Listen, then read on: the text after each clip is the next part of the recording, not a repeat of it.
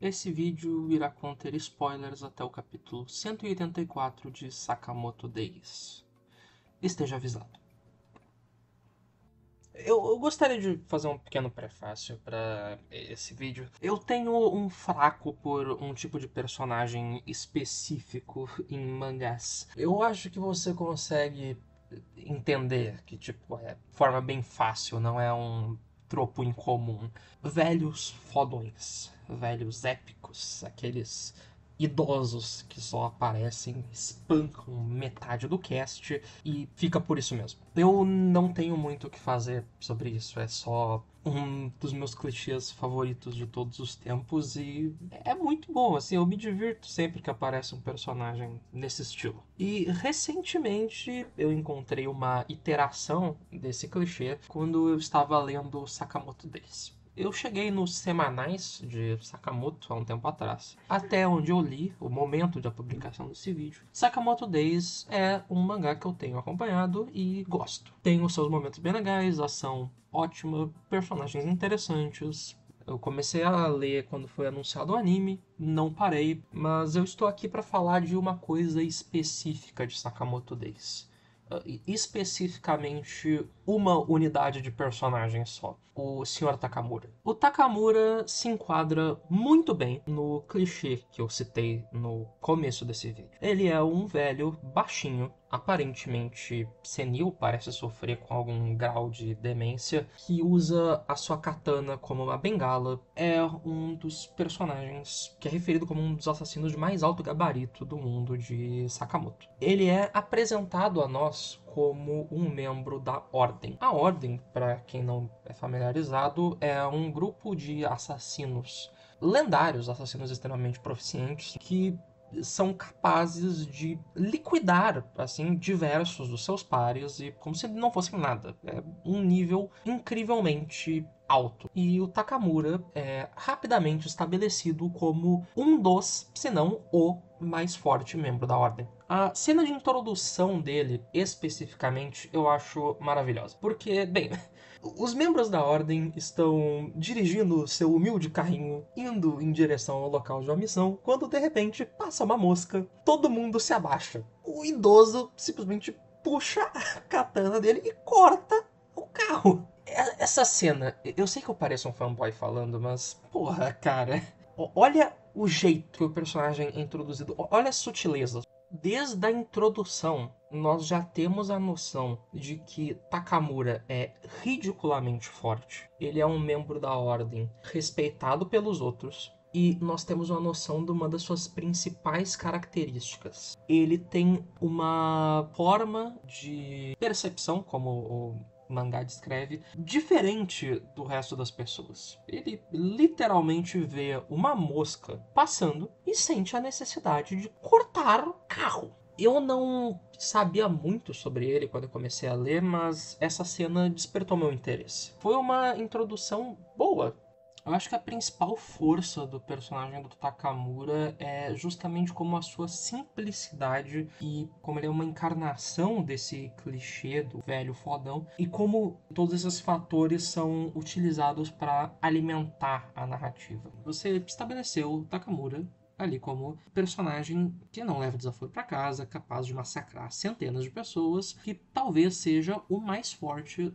E conforme os volumes avançavam, eu comecei a ficar curioso quanto à funcionalidade do Takamura na história. Porque até o momento, não é como se o Sakamoto fosse aliado dos membros da Ordem, mas não é como se eles fossem inimigos. Então eu comecei a pensar, a partir do fato do Takamura existir, para onde a história iria. Porque eu não tinha dúvidas de que ou o Takamura iria ir contra o Sakamoto, ou ele seria usado contra um personagem vilão para servir de escada narrativa, assim, estabelecer que aquele vilão é mais poderoso, que aquele vilão é mais forte. E eu fui ficando curioso, porque uma batalha, uma revanche entre o Gaku e o Takamura foi estabelecida, foi proposta em um determinado momento e foi deixada quieta. Esses dois personagens já tinham se enfrentado em um arco anterior e uma retomada do combate era naturalmente esperada.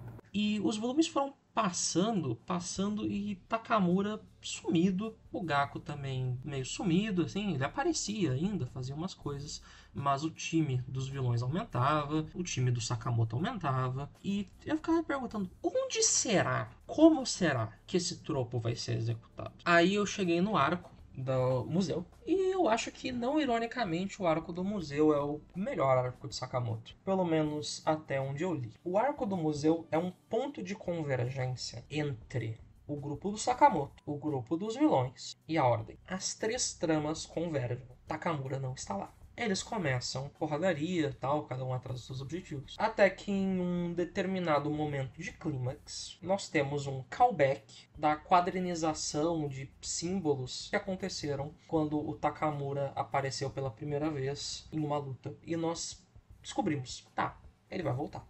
Eu fiquei um pouco hypado, porque eu gosto do personagem, ele é um dos meus personagens favoritos. Eu fiquei pensando, tá, o que o mangá vai fazer agora? Ele vai lutar contra os vilões e perder? Ele vai lutar contra os vilões e ganhar? Qual que é o jogo aqui? E aí, por uma virada de enredo, Takamura vira contra os vilões e contra Sakamoto e seus amigos. Esse silêncio simboliza a minha surpresa não a esse acontecimento, mas as coisas que aconteceram em sequência. Porque eu não esperava que fosse acontecer daquela forma. Eu tenho que explicar algumas coisas primeiro. O Uzuki, o vilão principal de Sakamoto, é estabelecido que ele possui múltiplas personalidades. E ele cria essas múltiplas personalidades em momentos de estresse baseadas em pessoas que ele conhece. E, bem, com isso estabelecido e ele indo contra o Takamura, junto com o Sakamoto, eu tenho que explicar a seguinte coisa. Para fins de manter o vídeo breve, o Uzuki tem a personalidade dele padrão e a personalidade de uma amiga do Sakamoto. Durante a batalha contra o Takamura, onde ele massacra todo mundo, o Uzuki cria uma nova personalidade, que é a personalidade do Takamura. Ele copia as técnicas de combate do Takamura e assassina ele. Eu fiquei um tanto quanto impressionado pelo uso do personagem, porque eu achei um uso particularmente inteligente do personagem, porque ele foi estabelecido múltiplas vezes como mais forte, e ele não só foi utilizado como uma ameaça grande contra os protagonistas, e até mesmo os antagonistas, ao mesmo tempo, criando uma tensão muito grande, assim, uma tensão magnífica, como no momento chave, ele também serviu como um personagem para hypar o antagonista, um personagem escada. Eu achei uma execução particularmente boa, utilizou o personagem muito bem e consolidou o Takamura como meu personagem favorito de Sakamoto por questões de plot.